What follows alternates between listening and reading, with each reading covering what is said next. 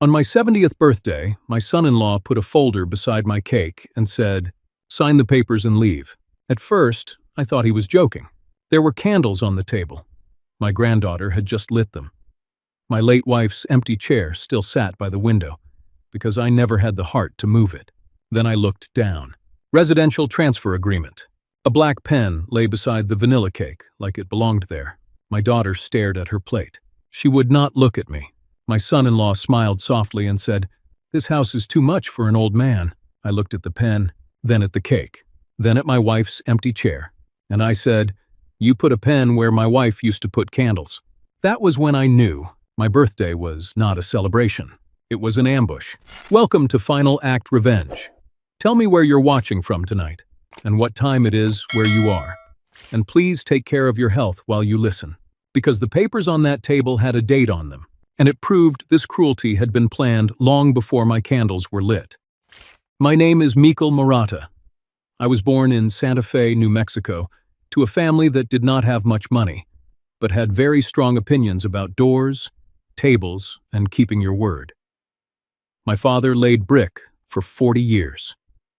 My mother sewed curtains, church dresses, and sometimes the pride back into women who came to her house crying because life had torn something open. So I grew up believing a home was not just walls. It was where people came when the world outside made them feel too small. I became a high school art teacher. Not a famous artist, not a gallery man, just the kind of teacher who kept extra pencils in a coffee can and pretended not to notice when students came to class hungry. That was where I met Linda. She worked as an elementary school librarian. She had soft gray eyes, a laugh that came late, and a way of making every child feel like their small drawing mattered. We bought our little adobe house in 1987. The roof leaked, the back fence leaned, the kitchen tiles did not match. But Linda stood in the doorway that first afternoon and said, "Mikkel, this house has good light." That was all she needed. I fixed what I could with my own hands. I patched the roof, built shelves for her books, painted the kitchen twice because the first yellow looked like mustard having a bad day. Linda laughed for a week over that. On Saturdays, we opened our porch to neighborhood children. We called it Saturday Porch Art. Linda read picture books under the cottonwood tree. I taught kids to paint clouds, cardboard castles, stage backdrops, anything their small hands could imagine. Clyde Benson from the community theater brought old props sometimes. Donna Price sent cookies from next door. Ruby, my granddaughter, once painted a purple sun and told Linda, "The sky gets bored too." Linda hung that painting in the art room. After she died in 2021, I closed that room.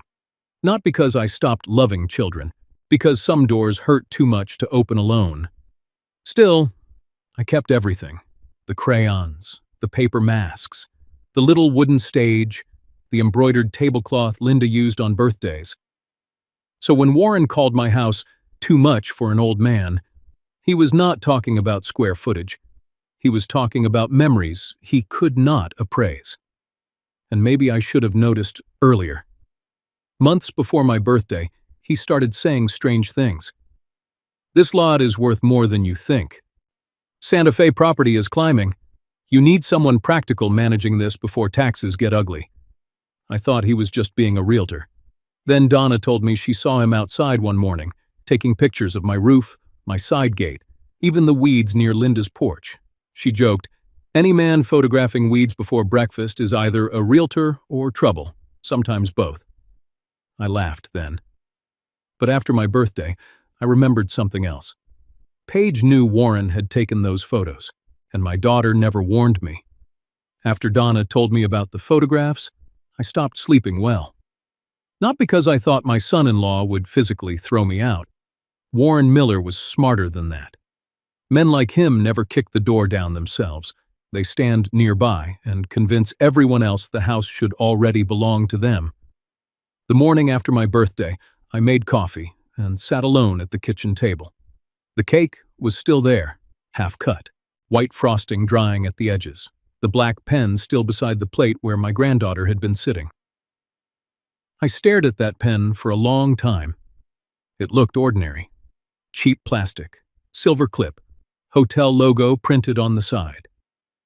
But somehow it felt heavier than the birthday candles, because candles celebrate a life. That pen had been placed there to erase one. Paige came by around noon.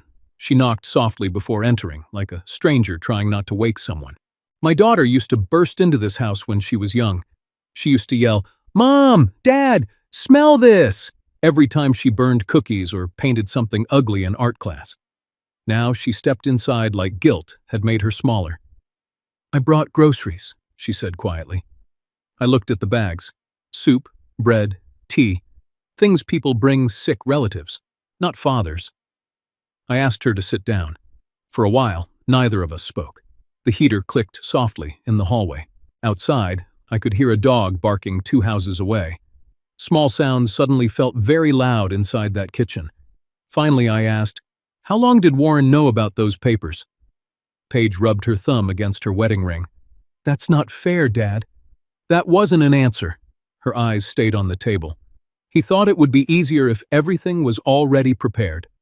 Prepared. Such a clean word for betrayal. I nodded slowly and said, "Prepared for what? My death?" Her face tightened. "No, for transition." There it was again. That word. Transition. Like I was an old couch being moved out before company arrived. I stood up too fast, and my chair scraped the floor hard enough to make Paige flinch. "Your mother painted in that room for 30 years, I said. "Your daughter learned colors in this house, and your husband talks about my life like it's a storage problem." Paige suddenly snapped back. "You think this is easy for me?" Her voice cracked in the middle. That surprised me, not because she was angry, but because underneath the anger, I heard fear. Real fear. She looked toward the hallway to Linda's art room and whispered, "Dad, Warren says if something happens to you here alone, everyone will blame me." That was the first honest thing she had said. Not greed, fear. Warren had wrapped pressure inside concern and handed it to my daughter until she could no longer tell the difference. I sat down again, slower this time. Then I asked quietly, "Did you know he photographed the house?" Paige froze, just for a second. But when you've spent 40 years teaching teenagers, you learn something important. People answer with their eyes before their mouths. "He was checking property conditions," she said carefully. "Before my birthday?" Another pause. "Yes." I laughed once. Not because anything was funny, because suddenly I realized my humiliation at that dinner table had started weeks earlier, maybe months. Paige reached into her purse and pulled out the folder Warren had left behind. She slid it across the table like she wanted the conversation over. "Dad, maybe just read everything calmly." I opened the folder again. Property forms, transfer preparation sheets, occupancy recommendations. Then something caught my eye. At the bottom of one page was a copy of my signature. Not fresh ink. An older signature. The kind I used years ago before my hand stiffened after surgery. I stared at it, then at Paige, then back at the page. And suddenly my birthday dinner stopped feeling cruel and started feeling planned. I looked at my daughter and asked one question. "Paige, where did Warren get this signature?" She opened her mouth, but before she could answer, someone knocked hard at my front door. 3 sharp knocks. And when I opened it, Donna Price was standing there holding an envelope in one hand and a camera printout in the other. She looked straight at me and said, "Mikkel, I think your son-in-law's been getting your house ready for sale." Donna Price had lived next door to me for 26 years. She watered my plants when Linda was in the hospital. She yelled at teenagers for speeding down our street, and she trusted absolutely nobody who wore expensive loafers without socks. So when she stood on my porch holding papers with both hands, I knew this was no neighborhood gossip. Paige immediately looked nervous. "What is this?" she asked. Donna ignored her and handed the envelope to me. Inside were printed photographs. My backyard, the side gate, Linda's porch, the roof, even the art room window. Every angle looked deliberate, like someone studying a property before listing it online. At the bottom corner of one page was a timestamp, 3 weeks before my birthday. I heard Paige inhale sharply behind me. Donna folded her arms and said, "Your son-in-law told Carl at the hardware store he was helping prepare a transition property. Carl thought you were already moving." Transition again. That word followed me around the house now, like cigarette smoke. Paige tried to speak calmly. "Dad, Warren was just checking repairs." "No," Donna cut in. "Men checking repairs don't photograph flower beds from 4 different angles." I almost smiled at that. Almost. Then Donna pulled out one last sheet. A market estimate. Estimated property value, $685,000. Seeing a number attached to my home made me feel strangely cold. Not because the amount surprised me, because the paper reduced 40 years of marriage into square footage and resale potential. Paige stepped closer to me. "Dad, listen to me. Warren's under pressure right now." There it was, not concern for me, pressure on him. I turned slowly. "What kind of pressure?" She hesitated too long. That silence answered more than words. Outside, the wind moved softly through the cottonwood tree Linda loved. I remembered her sitting beneath it with children crowded around her while she read old library books out loud. Now, strangers were discussing the resale value of the land beneath that same tree. Donna pointed toward the folder on my table. "You need someone to look at those papers." I nodded. There was only one person I trusted with house documents, Wendy Shaw. She worked at a title company downtown and helped Linda and me years ago when we updated paperwork after my surgery. I called her immediately. At first, she sounded cheerful. Then I read her the document titles. Her voice changed, quiet, careful. "Mikkel, bring everything to my office." "Can't I just email it?" "No." A long pause followed. Then she added softly, "Bring the original papers, and don't sign anything else." That sentence settled heavily in my chest. After I hung up, Paige sat at the kitchen table rubbing her hands together nervously. I finally asked the question I had been avoiding. "Did Warren tell you he planned all this before my birthday?" Tears appeared in her eyes almost instantly, but she still defended him. "He said if we waited too long, things could become complicated." "Complicated for who?" She could not answer. That hurt more than the papers, because I suddenly saw my daughter trapped between guilt and fear was winning. Donna left after warning me twice not to stay quiet. Before walking out, she touched Linda's old embroidered tablecloth gently and whispered, "Your wife would raise hell over this." She was right. Linda would have turned that birthday cake upside down before letting someone pressure me in my own kitchen.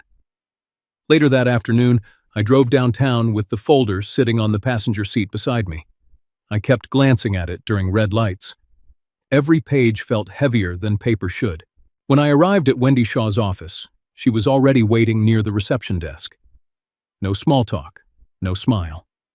She took the folder from my hands, opened it immediately, and began flipping through pages. Then she suddenly stopped. Her eyes narrowed at the bottom of one document. And for the first time since my birthday, someone besides me looked afraid. Wendy lifted the page slowly and said, "Mikkel, why is there a transfer preparation date on this from nearly a month ago?" Wendy Shaw did not scare easily. She had spent 20 years handling title disputes, divorces, inheritance fights, ranch sales, and enough ugly family arguments to fill an entire cemetery. So when I saw tension settle into her face, I knew something inside that folder was worse than I thought. She guided me into a small office near the back of the building. No windows, soft beige walls, a coffee machine humming somewhere behind us. Wendy spread the papers across her desk carefully, almost like evidence. Then she pointed to the bottom of the transfer preparation form. "August 28th, she said quietly. "That's when this packet was started." I nodded once. My birthday was September 19th. Wendy leaned back slowly. "So, these papers were being prepared 3 weeks before anyone put them beside your cake."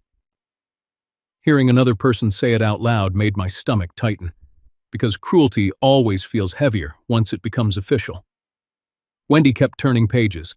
Every few seconds, she stopped to study something more closely. Then she froze. "What is it?" I asked.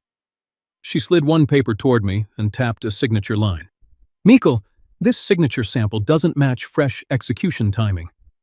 I frowned. I don't understand what that means. It means this wasn't signed recently. My chest went cold. Wendy adjusted her glasses and lowered her voice. This looks copied from an older document. Suddenly I remembered the stiff feeling in my hand after surgery years ago. My signature had changed after physical therapy. The signature on Warren's paperwork came from before that, before Linda died, before the tremor, before everything. Wendy exhaled slowly. People think title offices are boring, she muttered. Honey, we see more family warfare than Thanksgiving dinners. That line almost made me laugh. Almost. Then she opened another file in her system. I watched her expression change again. Someone already contacted us asking procedural questions about elderly owner transfers. Who? She turned the monitor slightly toward me. Client contact inquiry, Warren Miller. My throat tightened so hard I could barely swallow. Under the inquiry was another line. Potential collateral review. H. Bell. I did not recognize the name. Wendy noticed immediately. You know who that is? No. She looked uneasy now. I'm not sure yet, but lenders usually don't appear on paperwork unless somebody's discussing financing. Financing. That word echoed in my head the whole drive home. Because Warren never did anything without money attached to it somewhere. When I pulled into my driveway, I noticed Ruby sitting on the porch steps. My granddaughter looked small, wrapped in Linda's old denim jacket. She stood the second she saw me. I wasn't sure you'd be home. I smiled softly, despite everything. You know this house always opens for you. That almost made her cry. Ruby carried a paper bag with her.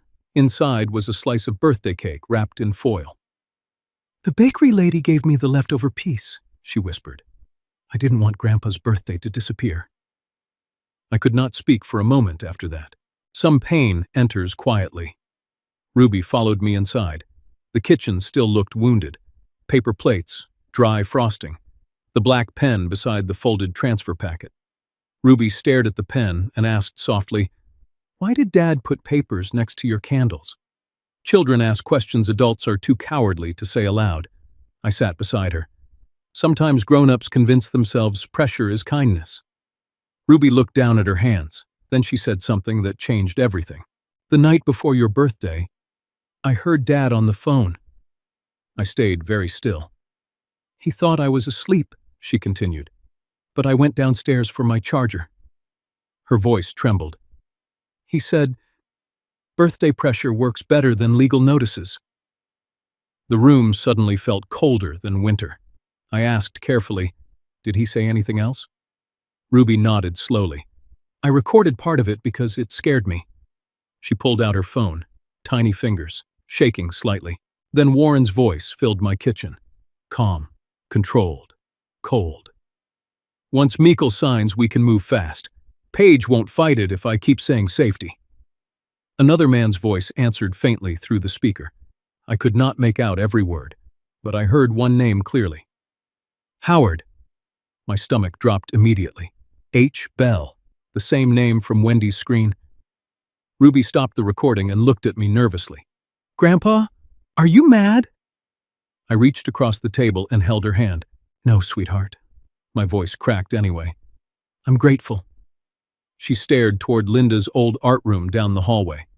Mom says Dad just wants what's safest for you. I closed my eyes briefly. There it was again. Safety. That word had become Warren's disguise for everything. Ruby whispered one more thing before dinner.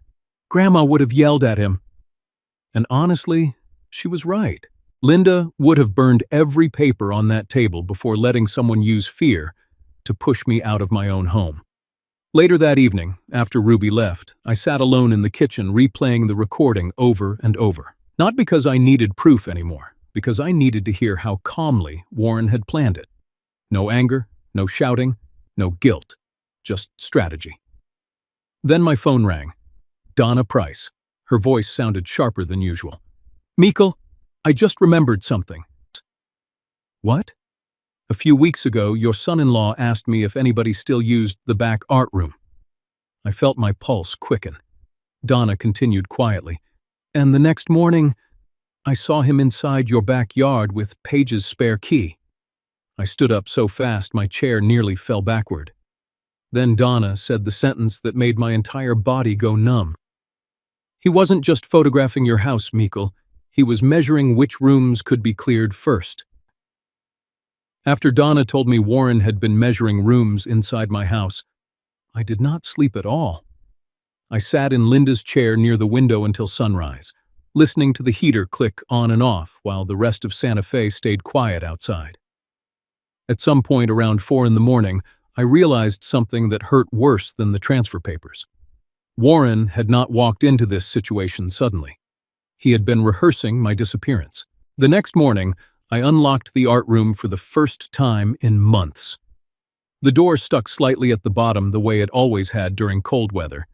Linda used to joke that the room refused to open for people who arrived in bad moods. When the door finally pushed inward, the smell hit me first. Dust, old paper, tempera paint, wood shelves warmed by years of New Mexico sunlight. For a moment, I could almost hear children laughing again. Ruby dropping crayons. Linda reading stories near the window. Clyde Benson pretending cardboard dragons were serious theater props. Then I saw the boxes. 3 large storage boxes stacked near the back wall. Neat, organized, wrong. I walked closer slowly. On the side of one box was a white sticker label, clear for staging. I stopped breathing for a second. Not cleaning, not organizing. Staging, like my home had already become a future listing. My hands started shaking as I opened the nearest box. Inside were years of children's paintings, construction paper masks, handmade puppets, tiny watercolor landscapes, and underneath everything, Ruby's purple sun painting, bent at the corner, face down, like trash waiting for removal. I sat down hard on the floor. That little painting had hung on Linda's wall for almost 10 years. She loved it because Ruby once said, "The sky gets bored too." Linda laughed so hard she cried that day. Now the painting was buried beneath packing paper because some man with real estate shoes had decided memories were clutter. I kept searching through the boxes. Old theater scripts, art aprons, children's books. Then I found Linda's embroidered birthday tablecloth folded tightly beside another label. Dispose/donate after transfer. Something inside me snapped, not loudly, quietly, like old wood finally splitting under too much weight. I slammed the box shut so hard, colored pencils spilled across the floor. One rolled beneath Linda's easel. Another struck the wall. For the first time since my birthday, anger finally burned hotter than grief. I stood there breathing hard when I heard someone behind me. "Mikkel!" It was Clyde Benson. He froze in the doorway when he saw the room. Clyde had directed community theater productions for years. Big personality, loud scarves. The kind of man who believed every emotional crisis deserved stronger coffee and dramatic lighting. "What happened in here?" he asked softly. I pointed at the boxes. Clyde walked over slowly and read the labels. His face darkened immediately. "Oh, hell no." That almost made me laugh despite myself. Almost. Clyde crouched beside one of the boxes and pulled out an old cardboard castle painted by neighborhood kids years ago. "I remember this one," he said quietly. "Linda made me play a wizard because nobody else wanted the beard." He smiled faintly. Then his expression changed. "Mikkel, Warren came by the theater workshop last month." I looked up sharply. "What for?"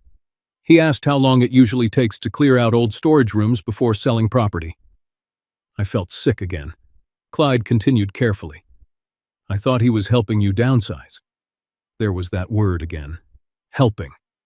Everybody kept wrapping destruction inside polite language. Clyde rubbed the back of his neck awkwardly. He also called this stuff... He hesitated. "Called what?" "Old art junk." The room went silent. I stared at Linda's easel near the window, the same easel where she once sat helping children mix watercolor blues for desert skies. Old art junk. I suddenly understood something terrifying. Warren did not hate me personally. That would have been simpler. He hated anything that could not be converted into value. The porch, the paintings, the memories, the children's projects. To him, they were obstacles standing between himself and $685,000. Clyde finally sat beside me on the floor. "You okay?" "No," I answered honestly. That seemed to surprise him. People expect older men to stay calm all the time, like age turns heartbreak into professionalism.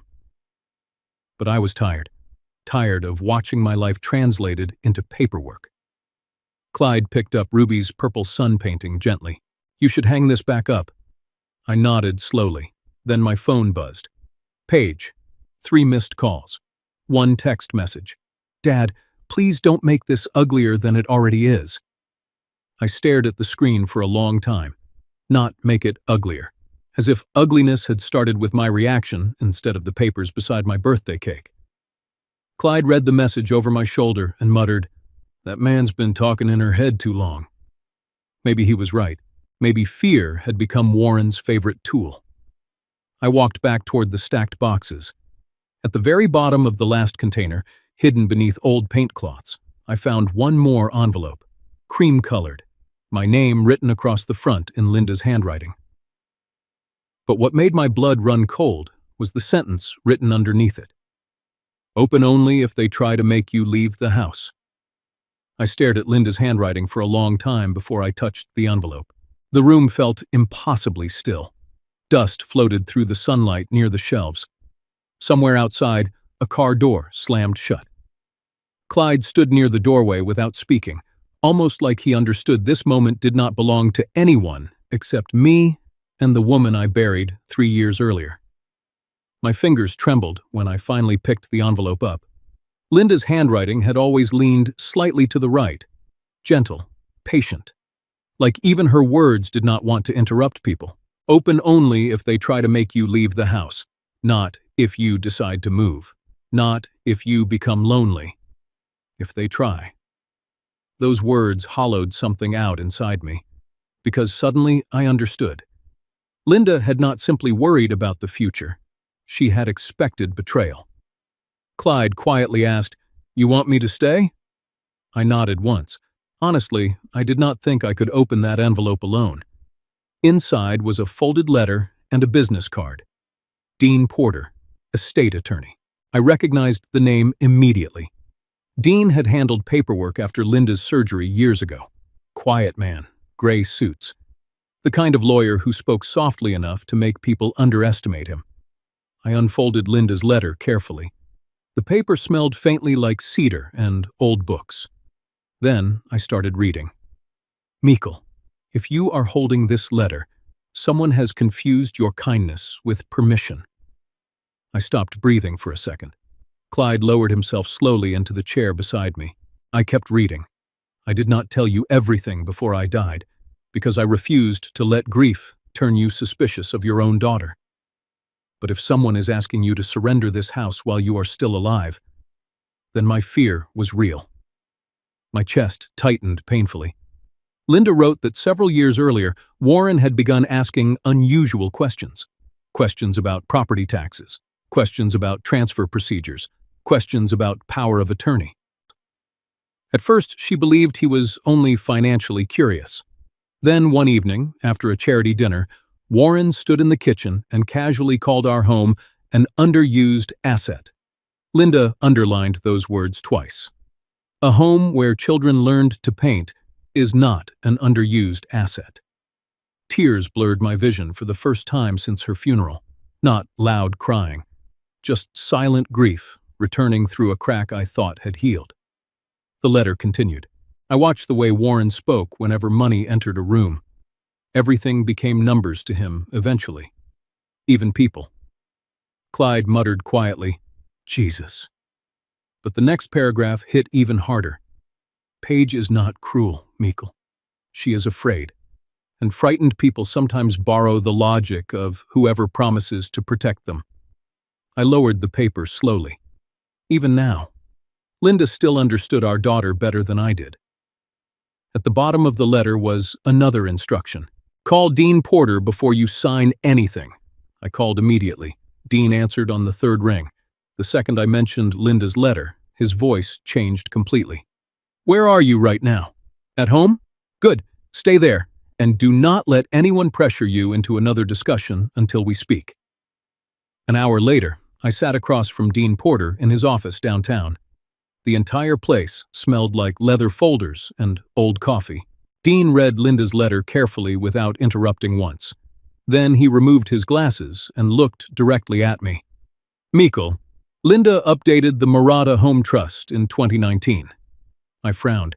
"She told me we adjusted some paperwork after surgery." Dean nodded slowly. "She simplified it for you because she didn't want you living in anxiety." That sentence made my stomach tighten again. Dean opened a thick folder and slid several pages across the desk. At the top was the title, Maratha Home Trust, Residential Protection Clause. I stared silently while Dean explained. Linda had legally protected my right to live in the house for the rest of my life. No family member could force relocation. No transfer could happen through emotional pressure. No assisted living transition could occur without verified medical incapacity approved through formal legal review. Then Dean said something that made the entire room feel colder. Linda specifically added language addressing undue influence from family. I looked up sharply. She named Warren? No, Dean paused. But she clearly feared someone would eventually try to use your age against you. Suddenly, everything connected. The birthday dinner, the prepared paperwork, the staged concern, the old signature, the word safety repeated over and over like hypnosis. Dean leaned forward slightly. "There's more." He opened another page. Birthday clause. Even the name sounded unreal. Dean explained Linda insisted on adding a trigger clause years earlier. If any relative attempted to pressure me into surrendering ownership, occupancy rights, or financial control while I remained mentally competent, that individual could be permanently removed from all future trust involvement. My mouth went dry. "You mean Warren would lose every pathway to control over the property?" I leaned back heavily in the chair. For the first time since my birthday, fear loosened its grip on me. Not completely, but enough to breathe. Then Dean said one final thing. "Mikkel, Linda also left documented notes about several conversations she had with Warren." I stared at him. "What kind of conversations?" Dean opened a sealed attachment inside the file. His expression hardened slightly. "Questions about whether stress, grief, or medication could affect your decision-making capacity." My blood ran cold. Warren had not only planned to take my home, he had explored ways to make me appear mentally weak enough to surrender it. Dean looked at me carefully across the desk. "Your wife loved you very much." I nodded silently. But the strange thing was, in that moment, love did not feel soft. It felt like protection, like Linda had reached across death itself and placed her hand against the front door before Warren could open it. Dean closed the file slowly. "There is one more clause your wife insisted on adding," he said. "She called it the birthday clause, and after what happened last week, I finally understand why." I wish I could tell you Linda's letter fixed everything immediately. It didn't. Truth helps, but it does not erase humiliation overnight. That evening, after meeting Dean Porter, I drove home slowly through Santa Fe while the sky turned dark orange over the adobe rooftops. People were eating dinner. Porch lights flickered on. Somewhere downtown, music drifted from an outdoor patio. Meanwhile, I was heading back to a house my own family had quietly begun preparing for my absence. When I opened the front door, the silence hit me first. Not peaceful silence, abandoned silence. The birthday decorations were still hanging crooked above the dining room. One balloon had already deflated halfway and rested against the wall like it was too tired to stay up anymore. I walked into the kitchen. The cake remained exactly where we left it. White frosting cracked along the edges now. One candle had fallen sideways onto the tray. Linda's embroidered tablecloth still carried a faint stain from spilled coffee during the argument. I stared at that table for a long time. Then I finally did something I had avoided since the party. I threw the transfer papers into the trash. hard. The folder hit the inside of the bin with a sharp slap that echoed through the kitchen. For 1 second, it felt good. Then the sadness returned immediately after. Because anger burns fast, loneliness stays longer. My phone buzzed. Paige. I almost ignored it, almost. But she was still my daughter, so I answered. Her voice sounded exhausted. Dad, Warren says lawyers are turning this into something ugly. I laughed quietly at that. Not cruelly, just tired. Your husband brought property papers to my birthday cake. Silence. Then Paige whispered, he thought if we handled it early, things wouldn't become chaotic later. There it was again, that same language. Handle it early. Transition. Safety. Complicated. Every ugly action wrapped inside calm, professional words. I sat down slowly in Linda's chair near the window. Paige? I asked softly. Did you ever stop and wonder why your mother never wanted to leave this house? My daughter started crying before answering. That scared me more than yelling would have, because crying meant part of her already knew. She worried about you being alone, Paige whispered. No, I said gently. Your mother worried about becoming invisible. The line stayed between us for several seconds. Then Paige admitted something unexpected. Warren said if we waited too long, the house could get tied up legally if your memory declined. My chest tightened instantly. Memory. There it was. Not just age, capacity. I suddenly remembered Dean mentioning Linda's notes about Warren asking questions years earlier.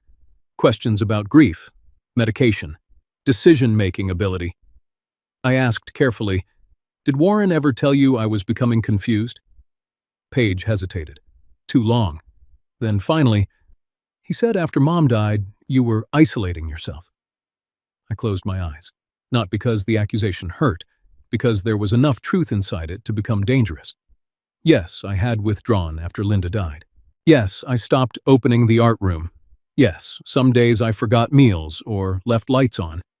Grief makes older people look fragile, even when they are still thinking clearly. And Warren understood that perfectly. After the call ended, I walked into Linda's art room again. The boxes remained stacked near the wall. Clear for staging. Dispose/donate after transfer. I opened the final box once more and picked up Ruby's purple sun painting. The corner was bent deeper than before. For some reason, that tiny damage broke me more than the legal papers had. Because children assume adults will protect the things they love. And somewhere along the way, I failed to protect this room. I sat on the floor holding the painting against my chest. That was the lowest moment. Not the birthday dinner, not Warren's manipulation, not even the transfer forms. This, a 70-year-old man sitting alone on the floor beside packed-up memories, wondering if maybe his family truly believed he had become too old to hold on to his own life. Maybe Warren was right. Maybe I was slowing down. Maybe grief had made me smaller than I realized. The thought terrified me. Outside, wind rattled softly against the porch chimes Linda loved. I looked around the room. Old brushes, dusty shelves, children's masks, paint water stains still dried onto the floorboards. Then I noticed something near the bottom storage bin, a medical envelope. I frowned immediately. It was addressed to April Reese. I recognized the name. Linda's former hospice nurse. My hands shook as I opened it. Inside were printed notes from years earlier. Short observations, questions, consultation requests. And halfway down one page, a sentence nearly stopped my heart. Warren Miller requested information regarding cognitive decline evaluations and recommended timing for competency reviews after spousal loss. I read it 3 times. Slowly. Cold spread through my chest. This had started long before my birthday, long before the transfer papers, long before the photographs. Warren had not simply planned to move me. He had explored ways to make other people doubt my mind first. At that exact moment, my phone rang again. Unknown number, I answered cautiously. A calm woman's voice spoke. Meikle, this is April Reese. I stood up immediately. How did you get this number? Dean Porter contacted me, she said quietly. Then her tone changed.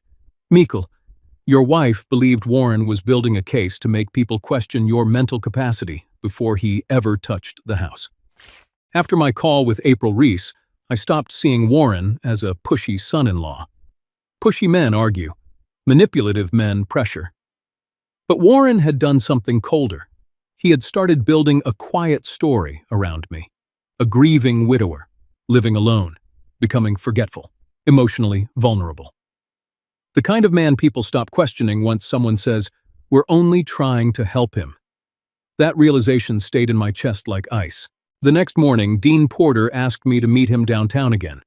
When I arrived, Wendy Shaw was already there. So was April Reese. Seeing them all in one room made this feel less like a family disagreement, and more like an investigation. April looked older than I remembered. Silver hair, calm eyes. The kind of voice hospice nurses develop after years of speaking gently to frightened people. She held a thin folder in her lap. "Mikkel," she said softly, "Linda came to me privately about 8 months before she passed." I sat down slowly.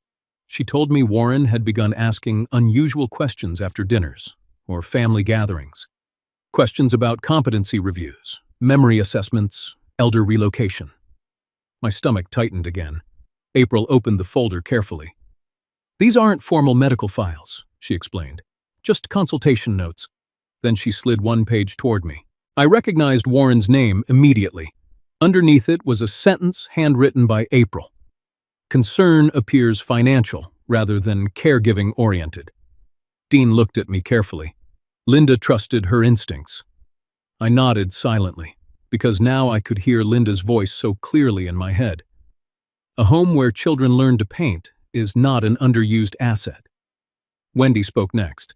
"I did some digging after our meeting." That phrase alone sounded dangerous. She turned her monitor toward us. On the screen was a business registration search. Miller Urban Holdings, LLC. Registered partner, Warren Miller. Multiple development filings appeared underneath. Townhouse conversion proposals, short-term luxury rental applications, construction permit extensions. Then Wendy clicked another document. Past due financing review, pending collateral requirement. My chest went tight. Dean leaned forward slightly. "How much?" Wendy exhaled. $380,000. The room went silent. Not because it was an impossible number, because suddenly everything finally made sense. The pressure, the urgency, the rehearsed language, the transfer timeline. Warren did not simply want control of my home. He needed collateral. And my property, fully paid off, sitting in Santa Fe's rising market, was the cleanest asset within his reach. I whispered, "The birthday dinner wasn't about family." "No," Wendy answered quietly. "It was about deadlines." Pearl looked disturbed now. "There's more." She opened another consultation note. "Linda told me Warren once asked whether grief-related confusion could accelerate conservatorship discussions if an elderly spouse became isolated." I stared at her. "Conservatorship?" April nodded slowly. "He never directly said your name, but Linda believed he was gathering information in advance." Advance. That word again. Everything Warren did seemed prepared months before anyone else realized there was danger. Dean folded his hands together. "Mikkel, under New Mexico law, emotional coercion combined with competency manipulation becomes extremely serious if tied to asset transfer." Wendy added quietly, "especially if someone already attempted pre-transfer documentation." The room suddenly felt too small. I stood and walked toward the office window. Outside, people crossed the street carrying coffee cups and shopping bags, like ordinary life still existed. Meanwhile, I was learning my son-in-law had quietly researched ways to make me legally disappear from my own decisions. Dean's voice softened behind me. "Your wife protected you better than most living people protect each other." That nearly broke me, because Linda had been dying, and still thinking about how to keep me safe after she was gone. Not safe from strangers. Safe from family fear. My phone buzzed suddenly. Paige. I almost let it ring out, but Dean nodded once and said quietly, "Answer." So I did. Paige sounded panicked immediately. "Dad, where are you?" with people telling me the truth. A long silence followed. Then she whispered, "Warren's really stressed right now." I closed my eyes. Even now, she still started with him. "Paige," I asked calmly, "did he tell you about the loans?" Her breathing stopped for a second. That was enough. "He said it was temporary," she whispered. "He said if we secured the house for a little while, everything would stabilize." Secure the house. Another polished phrase hiding a knife. I asked quietly, "Did you know he asked about my mental capacity?" "No," she said immediately. Too fast, then slower. "Not exactly." That answer hit harder than yelling would have, because it meant she had heard pieces of it before. Maybe not the full truth, maybe not the legal details, but enough to stay silent. Paige finally broke down crying. "He said you were getting isolated after Mom died. He said someday something bad could happen and everyone would blame us." I leaned against the window and looked down at the street below. Fear again. Warren always fed people fear first, then offered himself as the solution. Dean motioned for me to put the phone on speaker. I hesitated, then obeyed. Dean spoke calmly. "Paige, this is Dean Porter. I need you to understand something very clearly. Linda legally protected Mikkel from any transfer pressure years ago." Silence exploded through the phone. Then Paige whispered, "What?" Dean continued carefully. "There's also documented concern regarding attempts to influence perceptions of your father's competency." I heard movement suddenly, a door closing. Then Warren's voice appeared faintly in the background. "What's happening?" Paige sounded terrified now. "Dean says Mom left protections." Another silence. And then, for the first time since this nightmare began, I heard something crack inside Warren's voice. Not guilt, panic. Real panic. He grabbed the phone. "Mikkel, don't let lawyers turn this into some misunderstanding." Misunderstanding? I almost laughed. A man researches competency reviews, prepares transfer documents weeks in advance, photographs a house secretly, pressures an elderly widower at his birthday dinner, and calls it a misunderstanding. Dean answered before I could. "No, Warren. A misunderstanding is forgetting a dinner reservation." The room went completely silent. Then Dean added one final sentence. "And according to the trust language Linda Murata signed in 2019, you may have already triggered the removal clause." The line disconnected instantly. Nobody moved for several seconds afterward. Then Wendy looked at me carefully and said, "Mikkel, I think your son-in-law just realized he's about to lose everything he built this plan around." 3 days later, Warren came to my house pretending he still had control. That was the strange thing about men like him. Even when the floor starts collapsing underneath them, they keep talking like they own the building. He arrived just before sunset, wearing a navy coat and that same calm expression he used whenever he wanted to sound reasonable. Paige stood beside him looking exhausted. Ruby stayed behind them near the porch steps, clutching Linda's old denim jacket tightly around herself. Dean Porter was already inside with Wendy Shaw. So were Donna Price and Clyde Benson. Not because I wanted an audience, because too many people had already watched this house get quietly turned into a financial strategy. Now they deserved to watch the truth come back out into daylight. Warren stepped inside slowly and glanced around the living room. His eyes paused briefly on the stacked art boxes near the hallway, then on the dining table. The birthday cake was gone now, but the black pen still sat there beside Dean's folder, waiting. Warren noticed it immediately. "Good. I wanted him to." Dean spoke first. "Before this conversation continues, understand that everything discussed tonight concerns the Murata Home Trust and documented evidence regarding attempted coercion." Warren forced a smile. "This is getting dramatic." Donna snorted loudly from the couch. Honestly, that helped more than she knew, because tension can suffocate a room if nobody breaks it open for air. Paige looked close to tears already. "Mikkel," she whispered, "please don't do this publicly."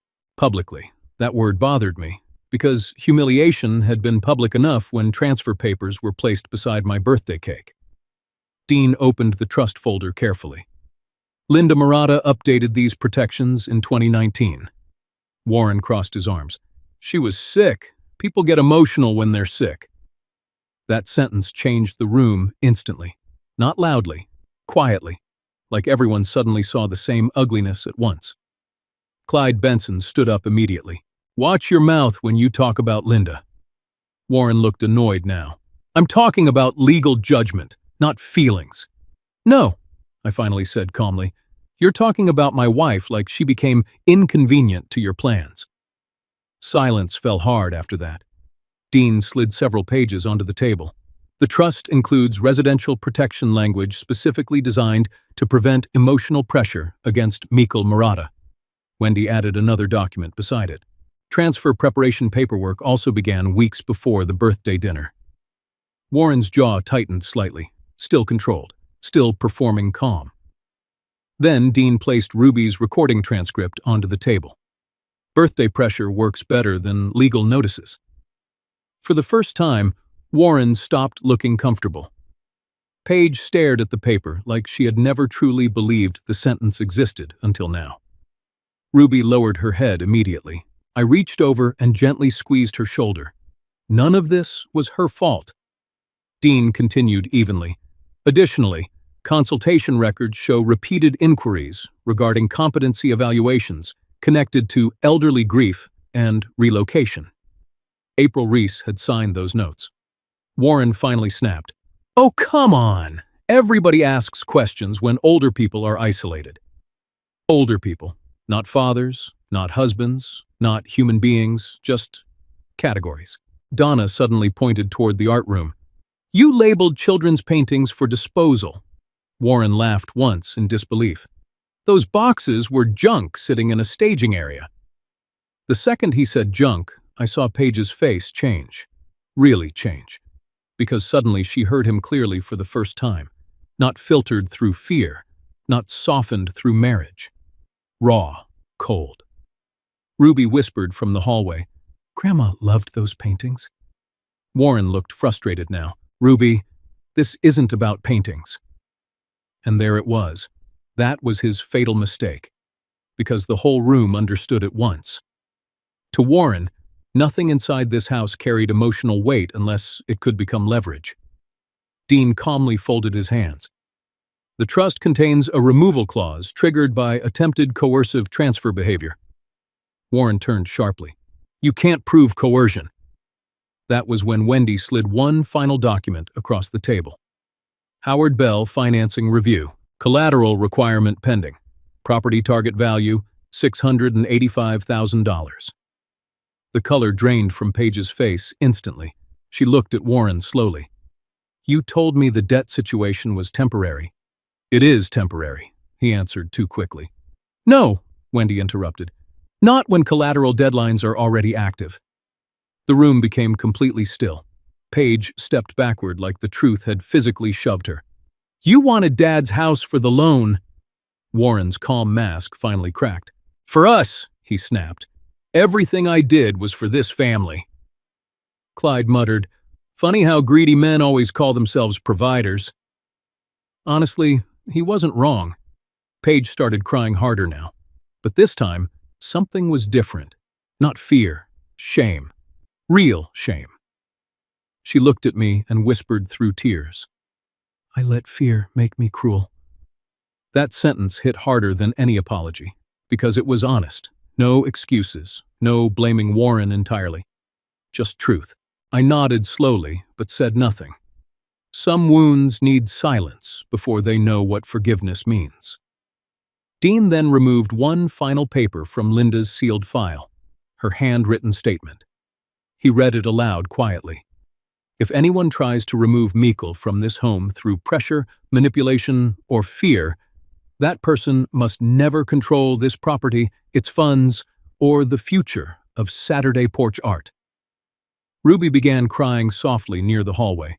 Donna covered her mouth. Even Clyde looked away for a second. Warren stared at the floor now, not emotional, calculating, probably already measuring losses in his head. Dean closed the file firmly. As of tonight, Warren Miller is permanently removed from all trust involvement, property authority, and future financial access connected to the Murata estate. No shouting followed. No dramatic collapse. Just silence. The kind of silence that arrives when a man realizes the door he spent months trying to open has just locked permanently from the other side. Warren looked at Paige one last time, but she stepped away from him instead. That seemed to hurt him more than the legal papers. He left without another word. The front door closed softly behind him. And for the first time since my birthday, my house finally sounded like mine again. Later that night, after everyone had gone home, I walked alone into Linda's art room. The boxes were still there, but they no longer looked like evidence of defeat, just memories waiting to breathe again. I picked up Ruby's purple sun painting carefully and placed it back on the wall where Linda used to keep it. Then I noticed something beside the easel, a small, unopened tin of watercolor paints. Linda's handwriting still marked the lid for the next child who needs color, and standing there alone in that quiet room, I realized the house had survived, but I still did not know whether my family could. A month after my birthday, children were laughing on my porch again. Not many at first, just 6 folding chairs, a box of watercolor paper, 2 nervous little boys arguing over paintbrushes, and Ruby sitting beside the old cottonwood tree, wearing Linda's denim jacket like armor. The sign near the front gate read, "Linda Murata Art Porch Fund." Clyde Benson insisted the lettering needed more theatrical confidence, which was his polite way of saying my handwriting looked depressed. Honestly, he was probably right. Donna Price brought cookies again. Too many cookies. Some traditions survive even ugly seasons. The house felt different now, not healed completely, but breathing again. The transfer papers were gone. The staging labels were burned in my fireplace weeks earlier. Ruby's purple sun painting hung back on the wall beside Linda's easel, exactly where it belonged. As for Warren, his townhouse project collapsed within 2 months. Without my property attached as collateral, Howard Bell withdrew financing review support almost immediately. 2 investors pulled out after legal concerns surfaced around attempted family transfer coercion. Funny thing about people who build their lives around leverage, once trust disappears, everything collapses faster than they expect. Paige separated her finances from Warren shortly after. Not because one dramatic speech fixed her overnight. Real life does not work that way. Some people wake up slowly after manipulation, especially when fear has been talking inside their head for years. She came to the porch one afternoon carrying Linda's old recipe tin against her chest. No makeup, no rehearsed speech, no excuses, just exhaustion. "I let fear make me cruel," she said again quietly. Then she looked around the art porch and started crying when she saw children painting where Warren once saw unused space. I did not forgive her immediately. I think audiences sometimes expect forgiveness to arrive like movie music. It doesn't. Real forgiveness moves carefully, because wounded people become frightened of reopening doors too quickly. But I let Paige sit beside me that afternoon. That mattered. Ruby visits every weekend now. Last Saturday, she painted another strange sky, orange clouds, green moon. When I asked why, she shrugged and said, "Normal skies are already taken." Linda would have loved that answer. Sometimes I still wake up angry. Not about the house, about how easy it becomes for older people to disappear once others begin discussing them like problems instead of human beings. That is the danger nobody warns you about. People rarely steal dignity in one violent moment. Usually they wrap control inside words like safety, transition, practicality, management. And if you are grieving, tired, older, isolated, you start wondering whether surrendering pieces of yourself might make life easier for everyone else. That is how people slowly become invisible inside their own families. I almost let that happen to me. But Linda refused to. Even after death, my wife protected the part of me that grief had nearly convinced to give up. Not through revenge, through clarity. That matters. Because revenge without truth just creates louder pain. But truth forces people to see themselves clearly. Warren lost access to the house, but Paige lost something too. The illusion that silence keeps families safe. And me? I learned something at 70 years old that I probably should have understood much earlier. A home is not protected by ownership papers alone. It is protected by the people willing to defend the memories inside it. Tonight, the porch lights are glowing softly outside my window. Children's paint cups still sit drying near the sink. Ruby forgot her purple brush again. Donna's cookies are still untouched because she keeps baking enough food to survive a tornado. And Linda's watercolor tin remains beside the easel.